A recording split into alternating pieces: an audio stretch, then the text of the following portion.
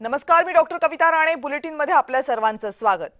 बुलेटिनच्या सुरुवातीला बातमी आहे पश्चिम बंगालमधून. पश्चिम बंगालमध्ये सुवेंदू अधिकारी यांच्या नावावर शिक्कामोर्तब झाले. बंगाल भाजप विधिमंडळ गटाची बैठक काही वेळापूर्वी संपन्न झाली. केंद्रीय गृहमंत्री अमित शहा यांच्या देखरेखीमध्ये नेत्याची निवड करण्यात आली. पश्चिम बंगालच्या मुख्यमंत्रीपदी लवकरच सुवेंदू अधिकारी हे विराजमान होतील.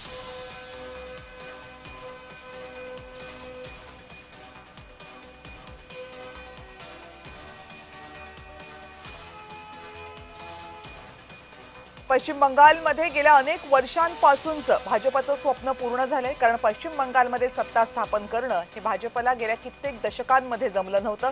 आधी डाव्यांची सत्ता, मग तृणमूल काँग्रेसच्या ममता बॅनर्जींची सत्ता. यामुळे भाजपला या राज्यामध्ये आपले पाय रोवता येत नव्हते. मात्र 2021 नंतर भाजपनं हळूहळू प्रयत्न करत अखेर 2026 मध्ये हे राज्य आपल्या ताब्यात मिळवले.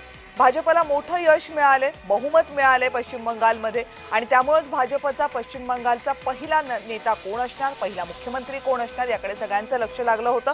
तृणमूल काँग्रेसमधून भाजपमध्ये आलेले सुवेंदू अधिकारी यांच्याच निवडीवर शिक्कामोर्तब होईल अशी चर्चा होती, शक्यताही व्यक्त केली जात होती. कारण सुवेंदू अधिकारी यांच्याचकडे भाजपची धुरा होती पश्चिम बंगालमध्ये आणि त्यांच्याच नेतृत्वाखाली भाजपनं गेली अनेक वर्ष म्हणजे जवळपास 2020 पासून पश्चिम बंगालमध्ये प्रयत्न सुरू केले होते.